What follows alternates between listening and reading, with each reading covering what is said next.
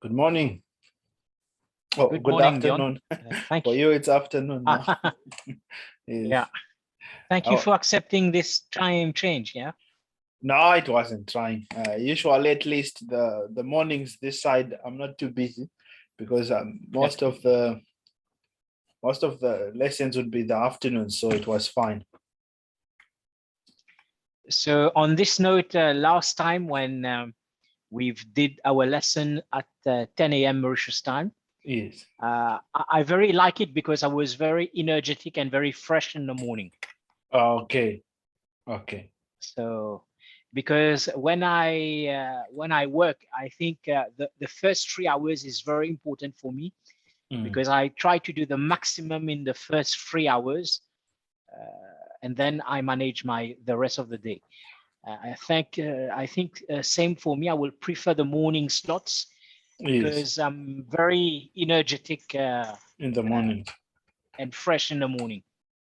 Yeah, no, definitely. I'm noticing it as well. I used to claim that I'm a night person, and I used to do things late at night. But Okay. I've changed my ways. It's much better to sleep in the night and wake up early morning and do stuff. You are much more focused in the morning somehow. So definitely. Yeah. But I hope that the work thing went well. Yeah, definitely. I normally I don't have any meetings on Thursdays. Okay. But I will need to. I was working from home since March because of the COVID-19. Okay. But we had a meeting this morning in the office, so I will need to resume office as from next week. Okay. So I will be working in office. I see. All right. So what do you prefer, working in office or working from home? What do you like? Well, both have their advantages and disadvantages. Well, if I work at home, I don't need to spend time preparing and time in transport. So Yes. I save like 2 hours but in one day, Oh, wow. 1 hour in the morning and 1 hour in the afternoon. So, but in office, it's like you're more focused. You have your colleagues, you're more focused.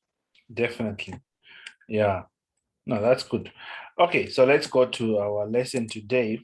Were you able to see the other email where I sent the exercises for the thinking process? I've just I've just seen them 5 minutes ago. That's I've fine. seen I've seen the first one. So I guess for this week I will be able to do it. Yes, anyways, I sent it late, so that's not a problem. It's not your fault. But at least now the study is set up, is ready now. We just try to update it regularly to apply what we have been learning in the lesson. So we'll start with some blindfold puzzles. So Yep. This is number 1, number 2, and number 3. Okay.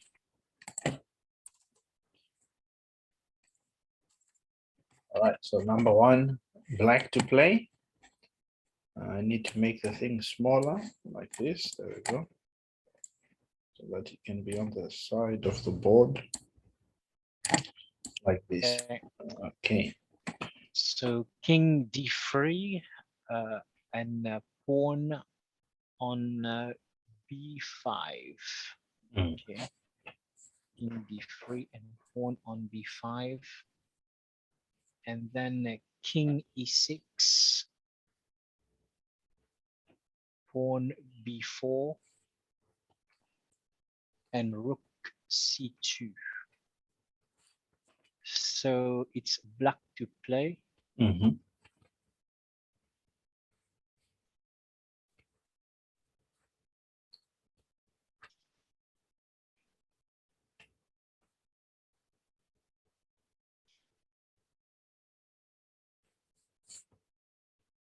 I think a king can take rook c2. King can take rook c2. King d3 takes rook c2. Okay, so 1 point for the correct guess. So what is the reason for king takes c2? Well, the rook is not defended, and I can take it. Right. All right. So 2 points for that one. The rook is hanging. And this is a cool fact about hanging pieces. They are the ones that usually create tactics.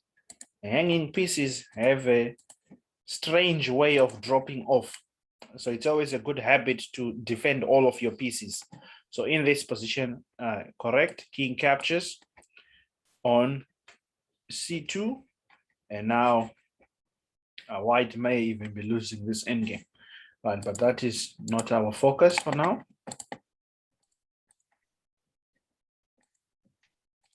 Okay, so number one is done. So number two. So king g5, pawn f3, and rook e3. Okay. King d4 and rook a4.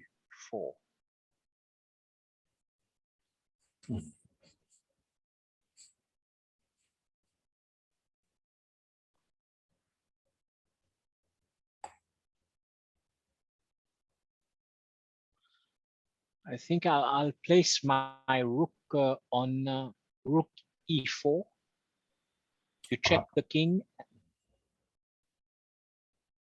and take the rook. Yeah, so that's the correct guess is rook e4 to check and take the rook. Second, one more point. So one more point extra. What is the name of this tactic? Is that a skewer? Yes, correct. That's a skewer. Right. The skewer is when the stronger piece is in front of the weaker piece. So because the stronger piece must save itself, and even now, because it's the king, it is completely forced to save itself because it can't be left under attack. Check means look at your king. So the king must do something about its own safety. King moves away and then rook captures a4. Well done. All right, so 3 points for that one. Let's go for the last one.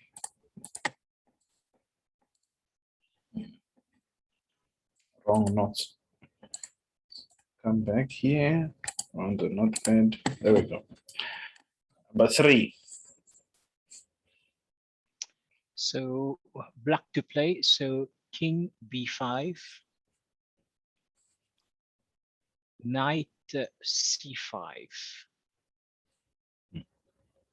and then king e5, bishop f2, and bishop f3.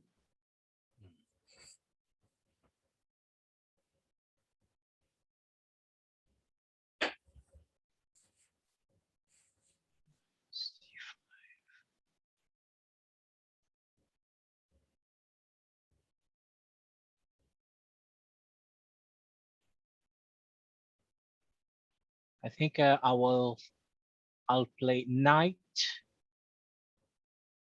d3, checking the king on e5, and also attacking bishop f2.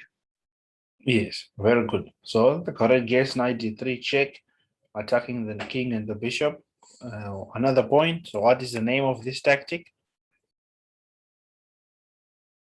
That's a fork. Yes, a fork or double attack. When you attack 2 or more targets at the same time. So here the target is the king and another target is the bishop that is not defended. Again, the hanging piece is always troublesome. It will drop off the board. Knight d3, black saves the game with knight d3 check. The king must move out of the way. And then here, this is a forced draw. All right, good. Well done. So that's the portion with the blindfold puzzles. Now let's continue with our thinking process that we picked up last week. So how to think like a strong player. So maybe what we can do those exercises that I sent, let's do them together in this lesson. I'll give you other exercises as well, so that, because those Sure. ones were for strict to practice that thinking process we started with last week. So, all right, let's go to study. Okay, so this is the first one. Black to play. So of course, the last move by white is b5. We always focus on the last move. And now I like this tip of last week where you tell me to speak aloud of what are my intentions. yes. So I see my knight is being attacked twice by the pawn and by the bishop. And if I move my knight, my bishop, white bishop will take white bishop. But there is one square for my knight can go and save himself and also protect the bishop. And that's the square of a5, a knight to a5. Very good. Yes, because all the other squares, unfortunately, the knight would love to be in the center, but because, and this is a bonus tip, strategy tells us that knights don't like to be on the edge. But the only thing that overrides general strategy is tactics. When strategy doesn't work because of tactics, we must put strategy to one side and obey tactics, because tactics can cause us serious problems. So here, because of tactics, we were losing a piece. So we have to break strategy and put the knight here. And now we maintain tension. We defend the piece and also threaten to take their piece. So very good, knight a5. So then the next position is this one. Again, black to move. So white's last move was d5. I see that the queen is pinning my knight because on the same diagonal is my king. The pawn is also attacking the knight. So I may go for a counter attack and play b5. Very good. Yes. The knight is 3 points, the queen is 9 points. So counter attack, we either attack something of the same value or a higher valued piece. So the queen is much more valuable than the knight. So white doesn't have time to take here because he would lose these exchanges. Very solid move. All right. So now this is the next position, black to play. Black to play. Again, my knight is being attacked twice with knight and white bishop. If I take with my knight, then bishop captures rook. So one of my candidate move can be bishop to b7. That's one move that I can consider. I can consider also, because if I let the knight takes my knight, and if I take with the pawn, then the bishop will fork the king and the rook. So that would be a bad move to let the knight to take my knight.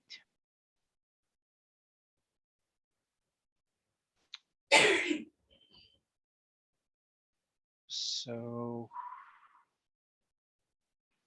I think I will play bishop b7, a defensive move. Yeah, this one I quite like. I appreciate it myself because this offers us we can learn a few things, not just defending. Now, it's good to identify the threat because we want to see what does the opponent want to do. So that's good. And how to respond. So usually our answers to the first question, what does the opponent want to do, help us to find candidate moves and make a decision. Now, here, Bishop b7 would be solid. It's a solid move. It's okay. It defends a piece. But the best move here would be knight takes actually. And I'll explain why. Because here we are going to take 2 pieces for the rook. And usually 2 pieces for the rook is a better advantage in the opening and middle game. Even now here to be in the end game as well, because white did not get a pawn in the way. Only when you get a rook and a pawn can it be better in the end game. A rook and a pawn is better than a knight and a bishop in the end game. But in the middle game and end game, you always prefer having 2 pieces because they can attack the same square twice. This knight and this bishop can put pressure on e2, whilst the rook can only attack once. So the power of attack is more potent with a knight and a bishop in the opening and the middle game. Here it would even just give black an advantage because he didn't even lose a pawn. So that one was quite interesting. When I was looking at it, I appreciated it because it also helps to see this one. I mean, there was a lousy move here that doesn't work because of a4. So there's a few candidates that you can get rid of right away.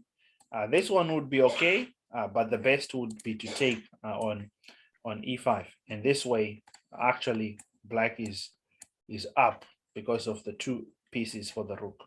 And white has to defend somehow here the rook. Maybe white will castle. Right. So let's go to number 4. So here, this is the next position. Black to play. So I see an attack with bishop and knight. That I maybe fork with the knight checking the king and taking my rook. So I would like to defend this attack. So one of the move I can consider is knight to a6. Let me see if there is another candidate move.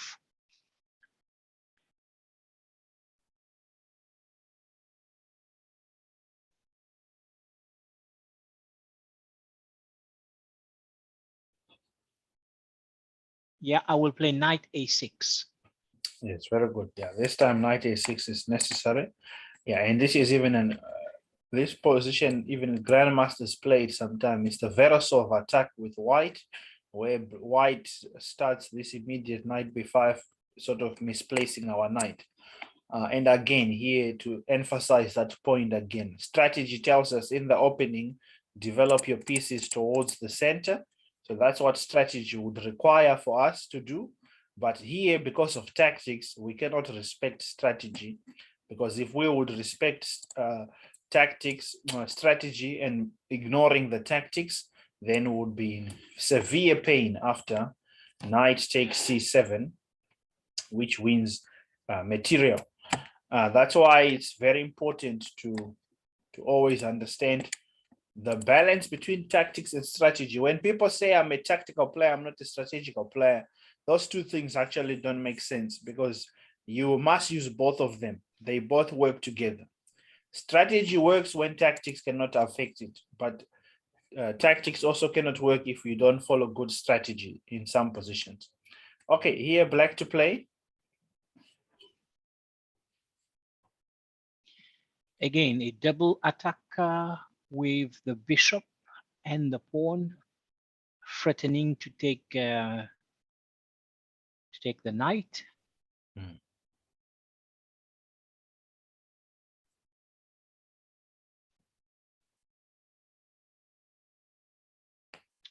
I think I will defend the bishop and save the knight by playing h5.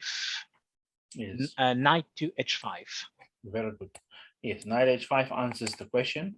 And here we are offering an exchange, and this is fine.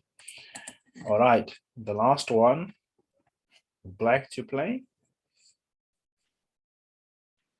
Black to play. Mm. The bishop is attacking the rook.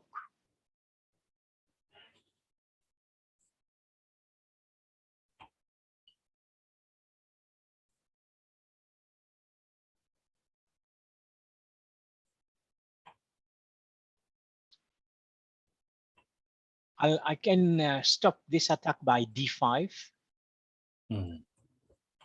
Yes, very good. Yeah. All the other candidates don't work. Bishop b7 is not enough. We lose a piece. Knight c6 is not enough. We lose a piece. And the only move that we can find that is sufficient is d5, which blocks the diagonal. And that's also just another bonus idea. Usually, when the opponent fianchettos a bishop, we try to challenge that bishop because the bishop on the long diagonal can cause problems. So we need to challenge the open diagonal with our own bishop normally. But in this case, strategy would tell us to do that. It won't work in this position. So we can first block here and then play bishop b7 so that we neutralize the power of this bishop on the long diagonal. All right. Okay, good. Now let's go to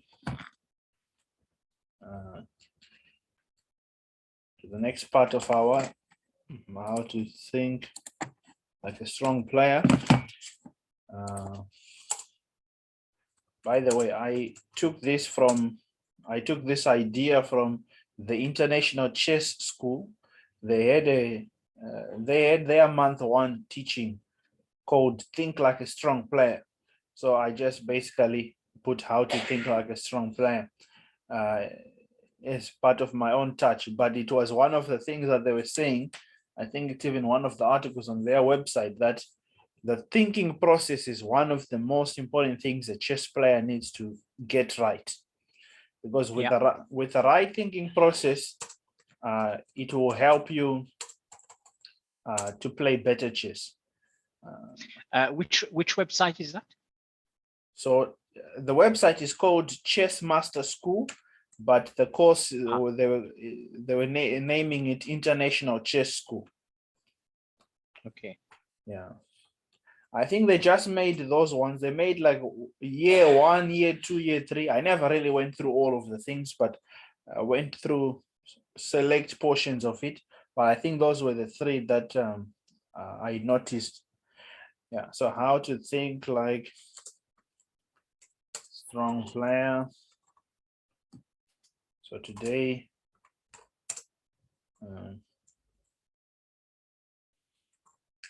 right.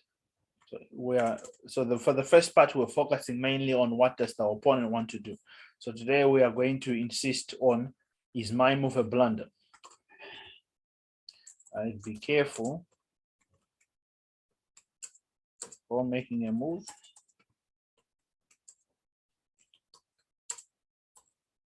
Making your move and ask, is my move a blunder? Right, so this is already part of calculation. So what you should already know, be careful before making your move and ask, is your move, is my move a blunder? So what you should already know, in calculation, what makes someone a good chess calculator? If I could say it like that, what makes a player good at calculating in chess? By knowing the best moves. By knowing the best moves, yes, that's what. Yeah, knowing the best moves is one of those things, of course. Knowing the best moves, but really the secret lies in this: honest / objective calculation. To become very good at calculating, we must be honest and objective in our calculation. So that's why this question is thrown in there. Be careful before making your move. And ask, is my move a blunder? Because when we think our move is superior to our opponent, we think our moves are so strong, no one will see them. This will hinder us to see obvious blunders, because we are just not objective. So we need to be objective in our calculation. We need to strictly find how the opponent can refute our move.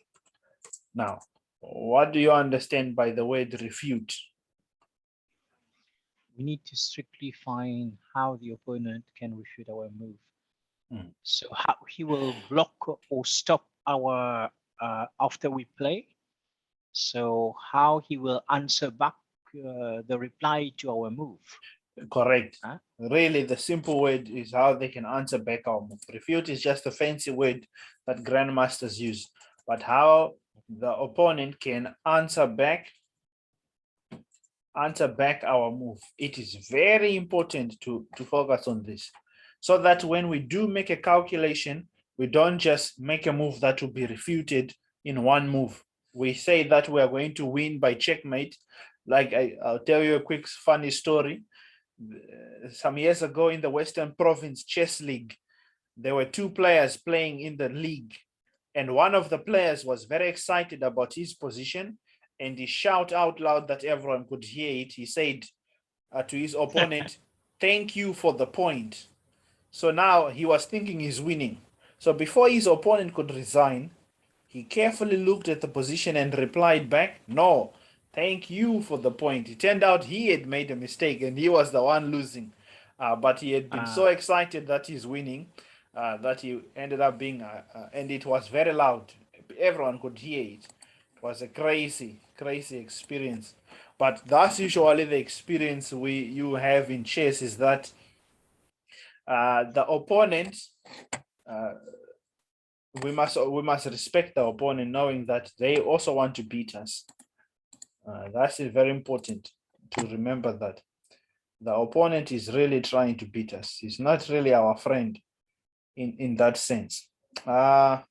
So let's set up. It's like a boxing fight between two persons. Yes.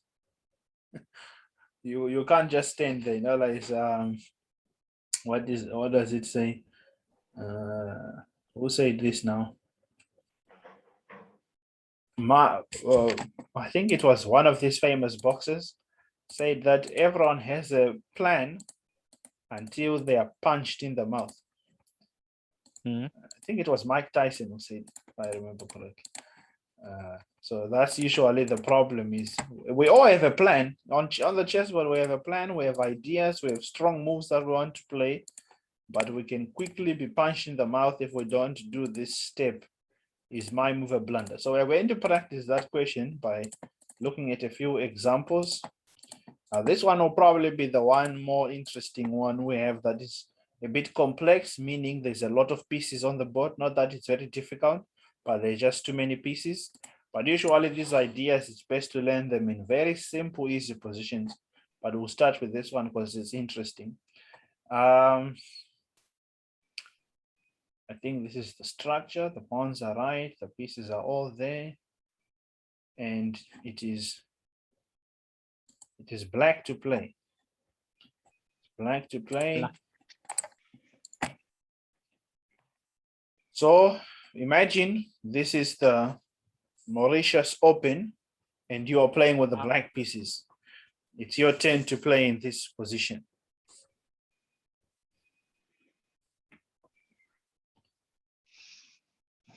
So my rook is controlling 1-5.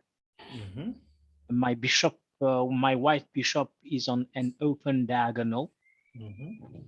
The queen is threatening on the long diagonal, on the black squares diagonal.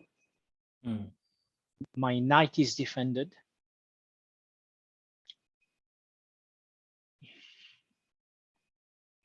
His rook is on a semi-open file on D. I can have a fork with my knight on C4, attacking the bishop and the queen.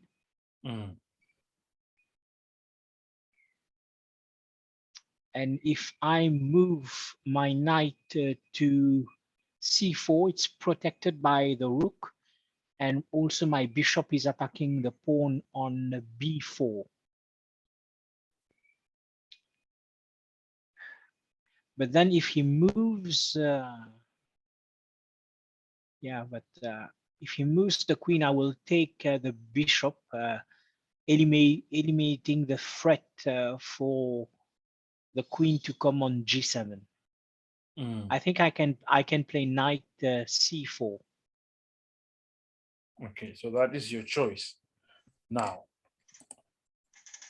part of our point is we need to strictly find out how the opponent can answer back our move. So be careful before making your move and ask, is my move a blunder? So basically, this is the process explained in more detail. And we need to be honest, objective in calculation. So now, before deciding to play knight to c4, how can you follow some of the step of finding the answer back the opponent can find to knight to c4?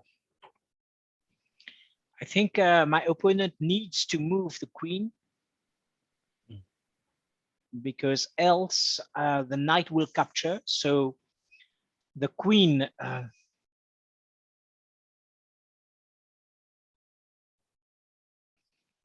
cannot go to h8, g7, or f6. He also cannot go to, he have some squares block on the column 5.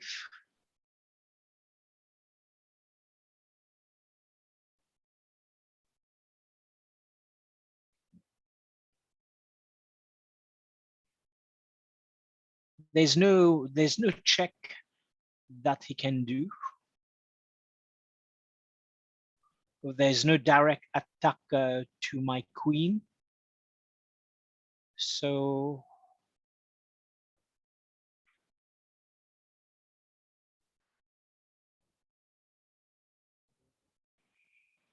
I'm pretty okay, because that square of c4 is not being attacked. And I would like to trade that knight for that bishop on the long diagonal, because on the weakness on my black squares around the king. So, all right. So there's a few things. This it's quite nice. This out loud thinking, it helps you and me to work well. So first of all, there are a few things you need to. It's funny because that's one of the words I'm going to use for you. To not think like this. My opponent needs to do this, can't do this. There is no direct threats. There is no, when you think in the negative, or when you think in the way where you limit the responses of the opponent, we are going to be in trouble. So when we strictly look for how the opponent can answer back, we want to look for forcing moves. And forcing moves, we know them. Forcing moves limit our options to do something.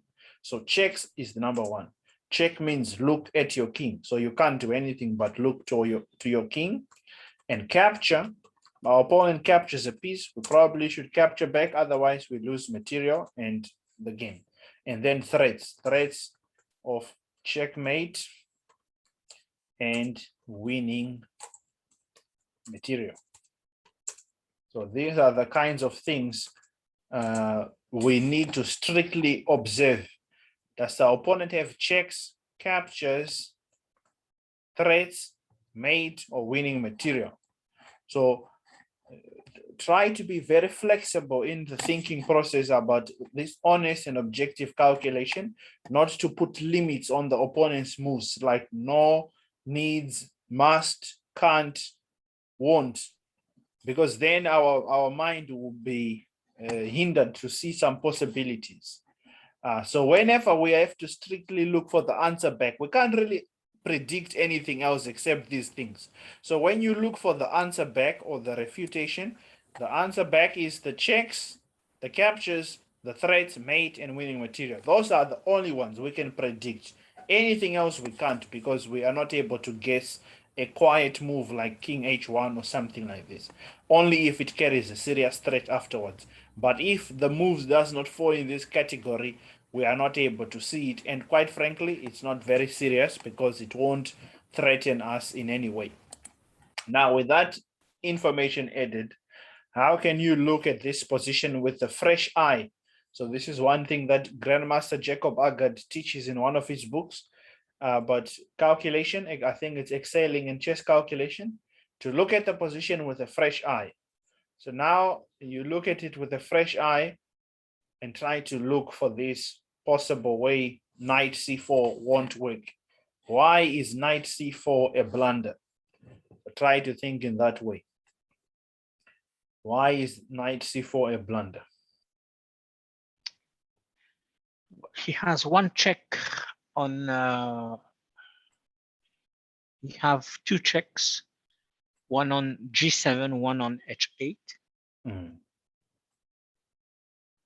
If he check me on h8, I'm forced to take. Mm-hmm. And then he will have a discovered attack by moving the knight away with the bishop on this diagonal. Mm.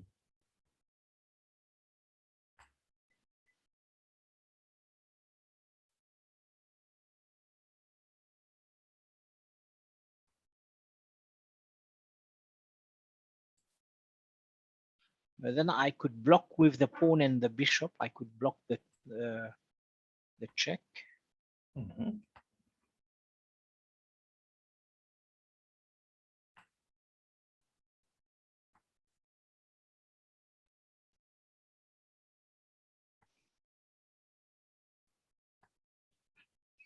Can also make a sacrifice for his bishop by taking the g6 square, the g6 pawn.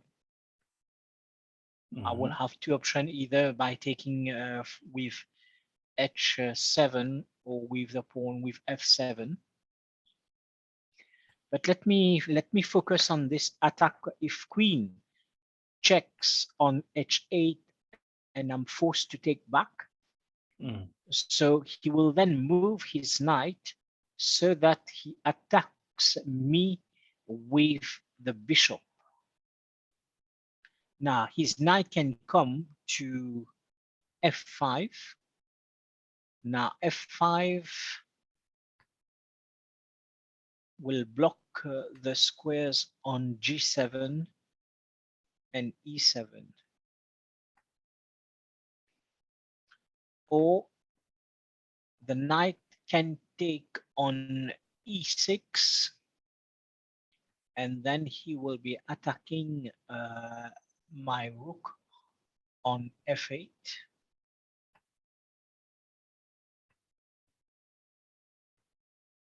And also attacking the g7 square. So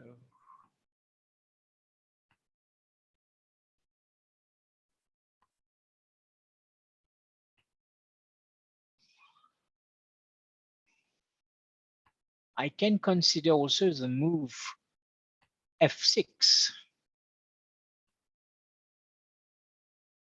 But then if I move f6, then he will take my pawn on e6 and checking my king.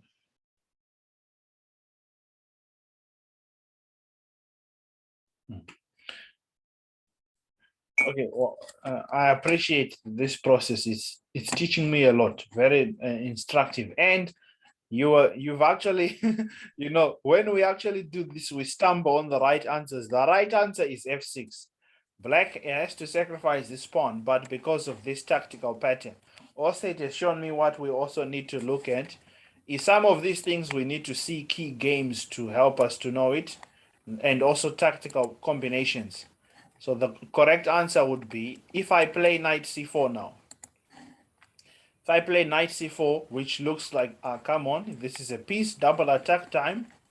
Oops. So this is the danger that comes with forcing moves. Now, look, check means look to your king. Now we only need to look to our king. We can only capture back. And then comes knight f5, exclamation mark. The king is in double check, which means only the king can move. Again, our options are limited because of the forcing move. And now we can only go to one safe square, and our opponent continues with the forcing moves and delivers checkmate with the knight on h6. Yeah. Right. So quite a nice, intriguing position, very complex in the way that there's so many things happening. But in terms of the lesson, I think it strikes home the point very well. So in the game, this is f6 was the move that needed to be played to gambit the pawn, just so that we can continue the game a little bit more, because otherwise we're going to be down with material or being mated, right? If you are not attracted by knight c4, making a fork with queen and bishop, forget it. The black here played f6, giving up a pawn because black had seen this whole threat of a typical bishop plus knight mate. So that's a combination or tactical pattern. So this was played in 1961 from the game Smigan and Pologevsky, 1961. All right, we'll look at one more position and then we'll try to see an example from practical play. Well, we'll see a whole game at least, because some of these positions are taken from actual games.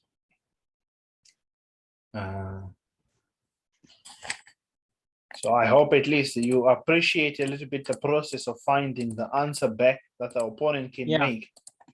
Yeah, I'm also reading aloud, so you try to guess my thinking process and see how to change my thinking. It is very useful. I'm telling you, it teaches me a lot as well for you. And I like what you said. Like, let me focus on this line. You were calculating one line and you saw that you can sacrifice a bishop, but then you wanted to retain your focus again to the point, which is very good, because sometimes, so that also teaches me another important element is how you should calculate candidate moves. So that is important. But okay, we can do that soon. So this is the last example on training this thing of we have been focusing on. So it's black to play here. So imagine it is your game. You need to continue. So again, there are two questions that you put forward to me. So one is how my opponent can refute my move. Yes. So my first guess is to do the back rank mate. My first thoughts is to play queen to b8, b1. Then in that case, he can block with rook and queen, but each time I will take with my queen. Unless he plays. Now, if I play queen b1, he can put the queen back to f1. Now, king will protect the queen, but then I can then come with another piece with rook d1, threatening to take the queen. So my thinking process is queen to b1. He can stop the attack with queen f1. Now, when I play queen b1, it will be check. He needs to look at his king. So he will play queen f1, and then I can bring the rook to d1. Okay. So now the important point is not to stop after rook d1. Continue again. How can he refute rook d1 even? So he has refuted queen b1 sort of with queen f1, and you have continued firing him with d1. Now how can he refute rook d1?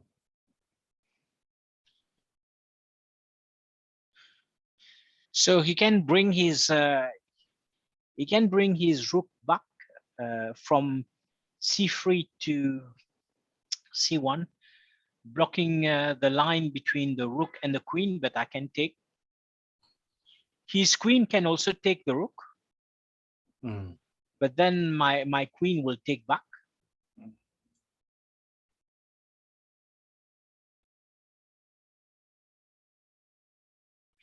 Okay, he can give me a check as well. I can on the, if I bring my rook to d1, he can also check me on c1. Yeah.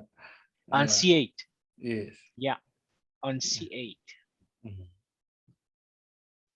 So basically, my bishop, my rook cannot go to d1. Yes. Let me see.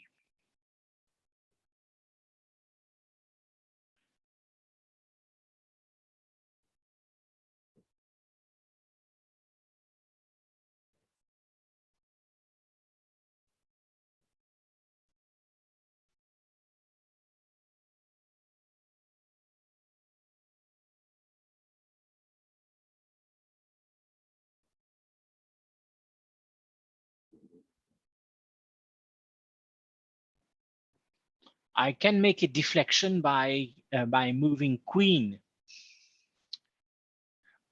to b2. Yes. If he takes my queen, then I do the back rake mat with rook d1, threatening to take the rook on c3.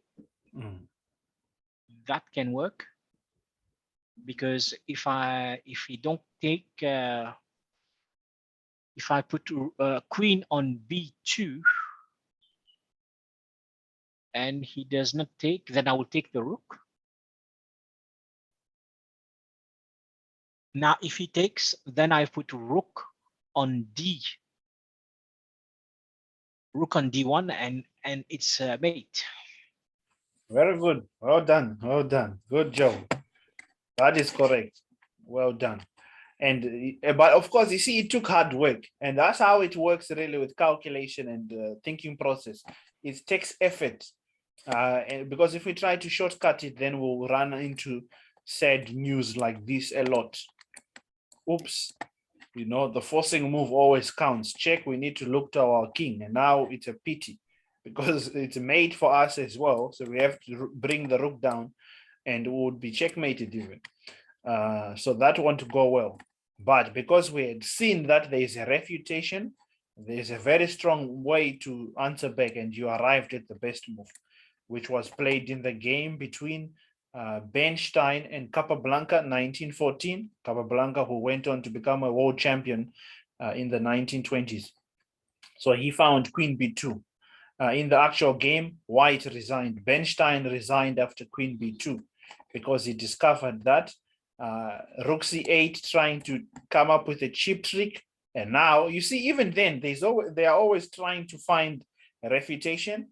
But here, this time, it wasn't working because the move that wasn't working earlier now works this time. Rook, queen b1 check, because the rook is no longer on c3. The queen must go down. Now we don't have to bring our rook down because it's pinned, can't move. We simply take check, king takes, and now we collect the rook and we'll be up with the rook. So when he realized there was no way to respond to queen b2 satisfactory, he simply resigned, because the grandmasters, of course, would calculate these lines until the end. So now rook c2 doesn't work because queen b1 check is the problem now. And this, we take that rook for free because we have forced it to move down. On c3, we could not take it, but now it has gone down, and yeah. So that's the that is the example, the last example. Now let's look at a practical game. that will teach us some of these things. So whilst I look for a game, what are you learning so far about this thinking process? Well, it's I'm trying, I'm practicing how to calculate lines, things that I was not doing before. And like you said, I don't know whether you said it or if you find a good move, find a better move. Yes, definitely. Yeah, because also about my thinking process, like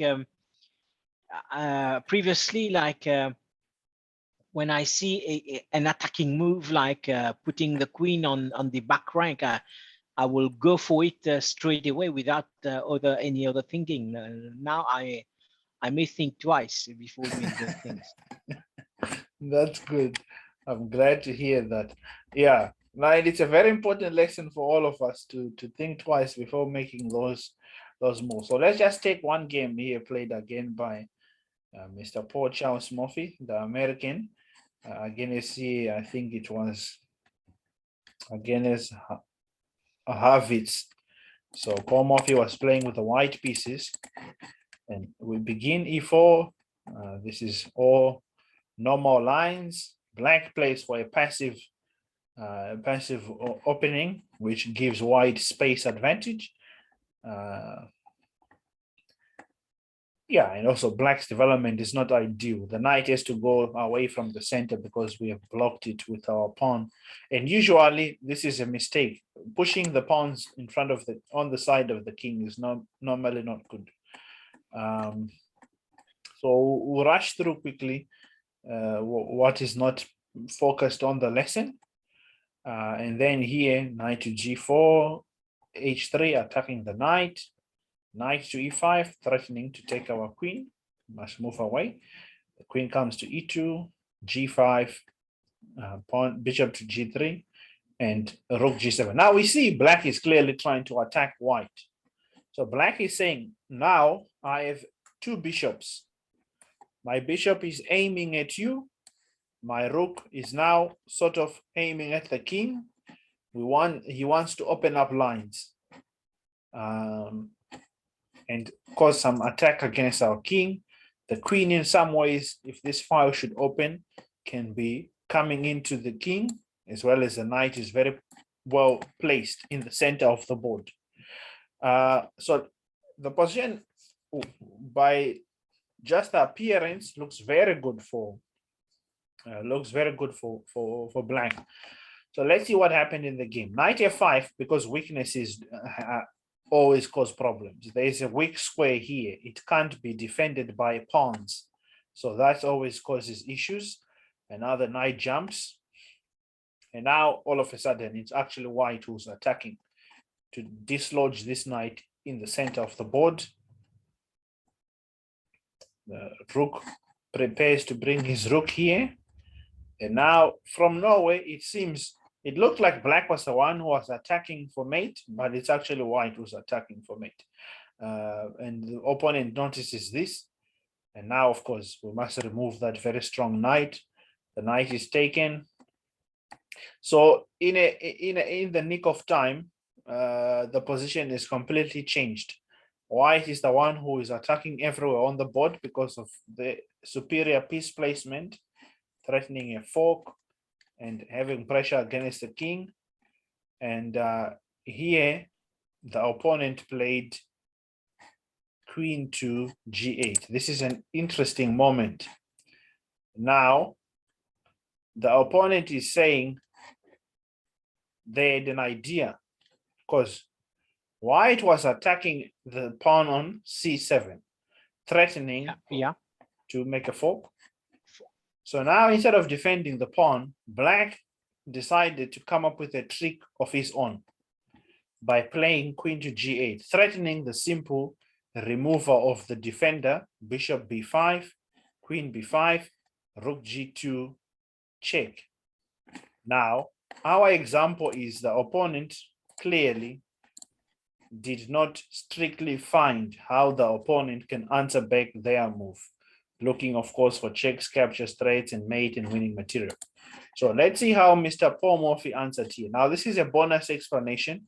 Usually, when you want to attack, you can't attack successfully if your position is worse strategically.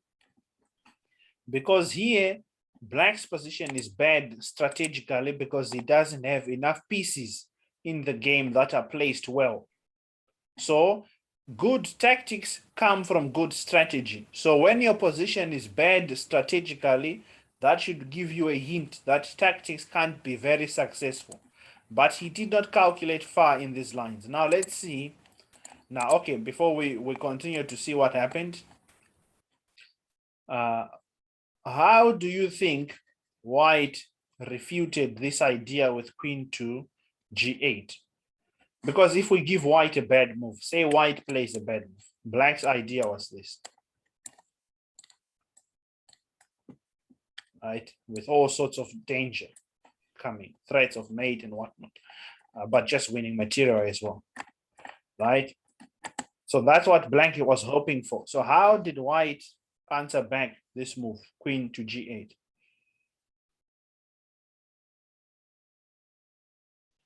Or maybe we should even be thinking it from Black side, because that's where we're learning. Before we decided to play Queen G8, how can White answer back? So you are trying to figure out how White would respond to Queen G8. For me, I'm thinking about the White Queen to come on H5. On H5, okay. So on H5, it's not really a threat for now because it's not check, it's not capturing, it's not threatening to win a rook. It just puts a queen on a threatening square. Queen H5 would be bad for White because White simply loses a knight because we can capture the knight right away. So our plan, Black's plan, would be successful then. So you are trying to look for checks, captures, and threats of mate or winning material is the answer back or the refutation of Queen G8. How can White check? How can White capture? And how can White threaten material or mate?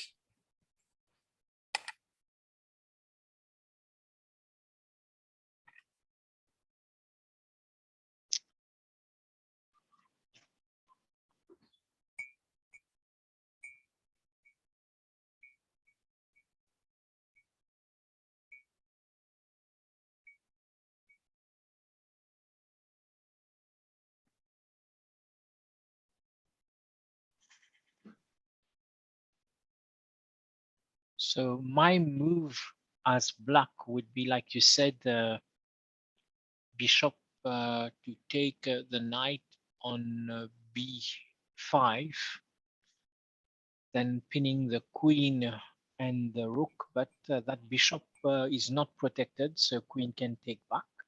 Mm. So after I play Queen G8, what would White play? Yes. So he can play knight, knight takes C7 and trying to take to capture the rook.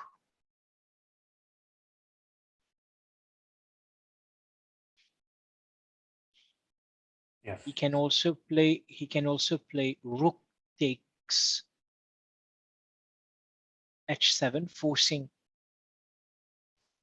the king or the queen to take.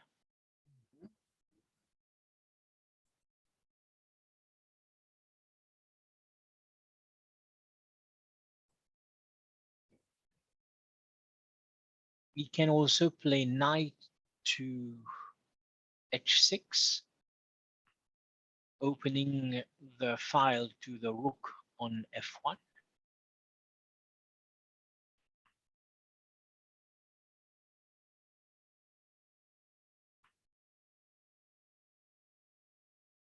Okay, so let's see what happened. So Black, of course, was thinking the opponent. So clearly, the move was the tactic was there, because if white had, this was black's idea.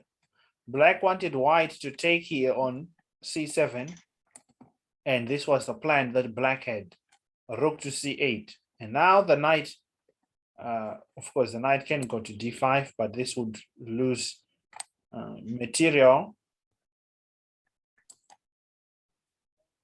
or simply bishop b5. So here instead, Mr. Pomorphy just defended the threat and renewed the threat of knight to c7, because the grandmasters like to say this: the threat is stronger than the execution of a threat. It's much more strong to leave a threat than to use it.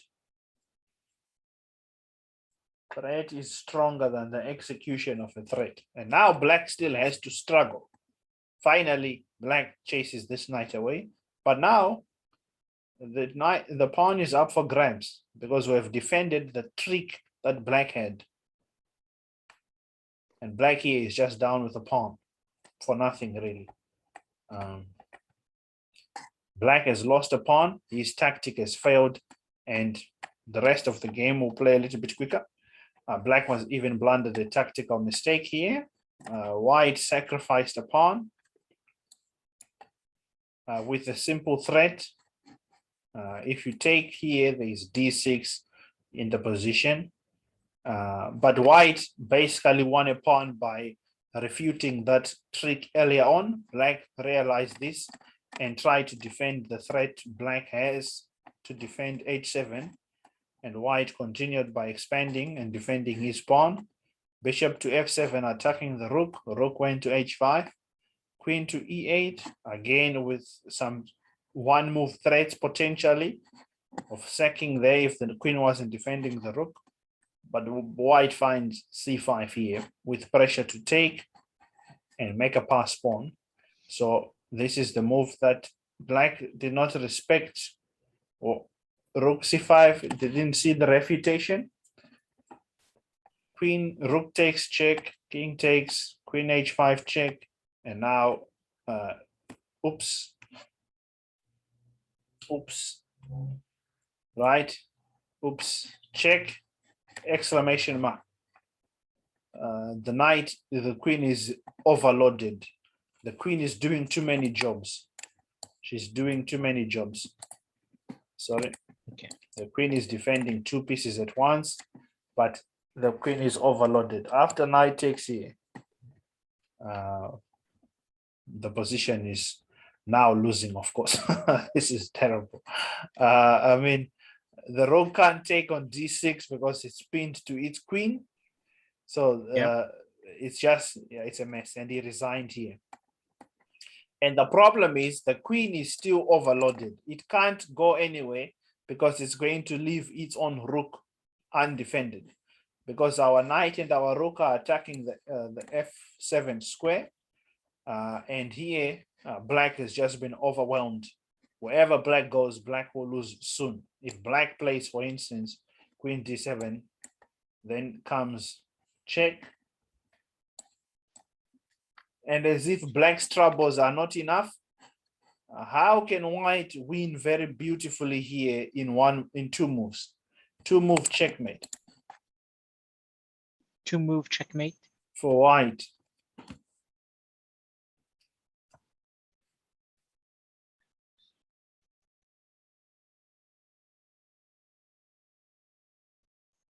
So two-move checkmate. Yes. White would move. So I can play knight e8, threatening to take the queen.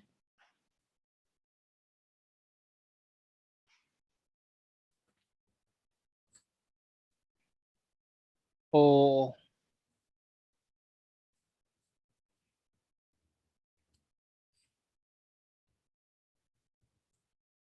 I can also play rook f8 check, forcing the king to take, and then queen e8. Yes, which leads to mate. Very nice checkmate, actually. And this is what happens basically is the games are lost because one loses this when calculating. Honest, objective calculation, right? And this is why we need to strictly find how the opponent can answer back our move by considering all the checks the opponent has, the captures, the threats, mate, and winning material.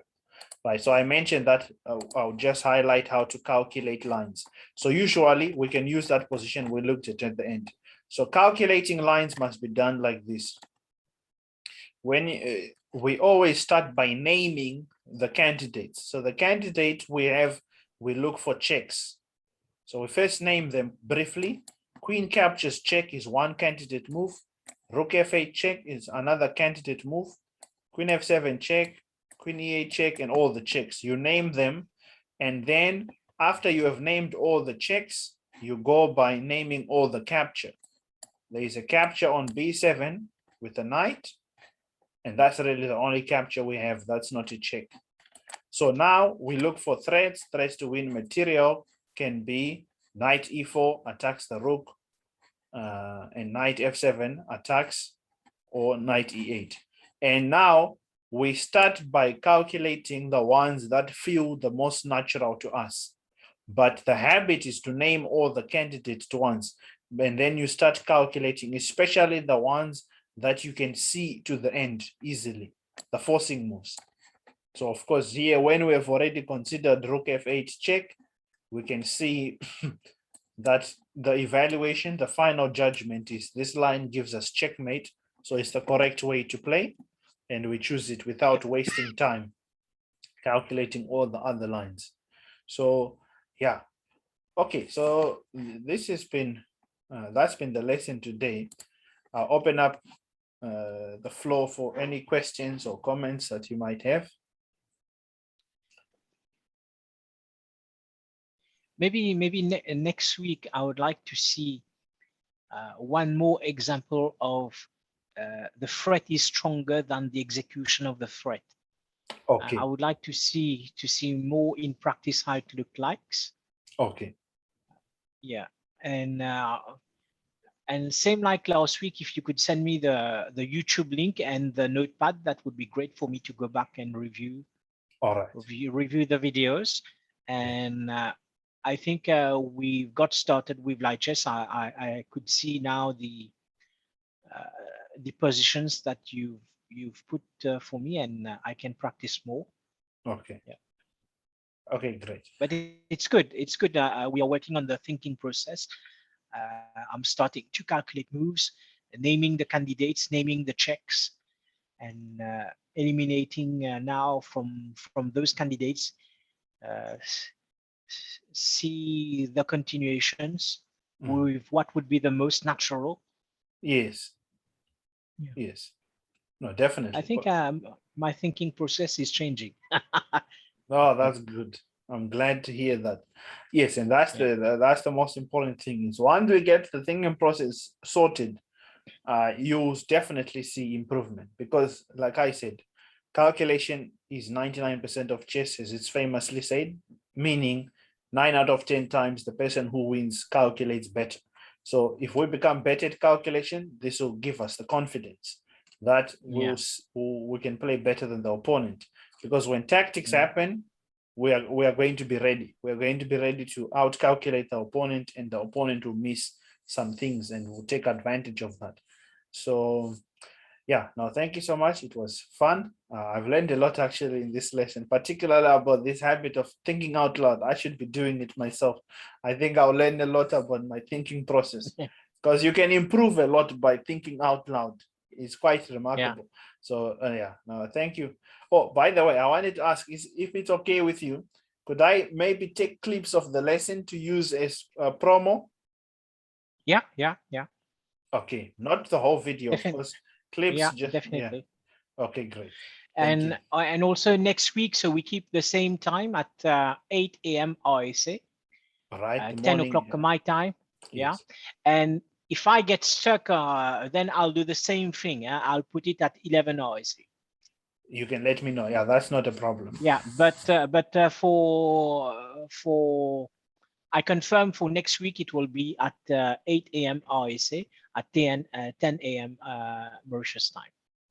Okay, no, looking forward to it. All right, thank you, sir. Enjoy the rest of your day. Thank you. Cool. Have a good day, you too. Yeah, Bye. bye.